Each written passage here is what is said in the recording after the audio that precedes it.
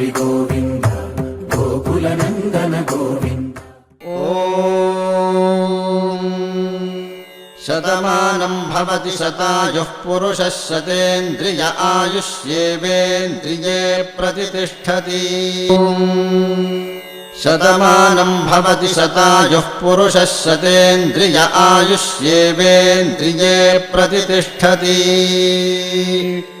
शतमानं भवति शतमानकं शतमानं भवति शतायुः शतायुर्भवति शतमानकं शतमानं भवति शतायुः शतमानमिति शतमानं भवति शतायुः शतायुर्भवति भवति शतायुः पुरुषः पुरुषः शतायुर्भवति शतायुः पुरुषः शतायुः पुरुषः पुरुषः शतायुः पुरुषः शतेन्द्रियः शतेन्द्रियः पुरुषः शतायुः पुरुषः शतेन्द्रियः शतायुरिति शतायुः पुरुषः शतेन्द्रियः शतेन्द्रियः पुरुषः शतेन्द्रिय आयुष्यायुषि शतेन्द्रियः पुरुषः शतेन्द्रिय आयुषि शतेन्द्रिय आयुष्यायुषि शतेन्द्रियः शतेन्द्रिय आयुष्येवैवायुषि शतेन्द्रियः शतेन्द्रिय आयुष्येव शतेन्द्रिय इति शत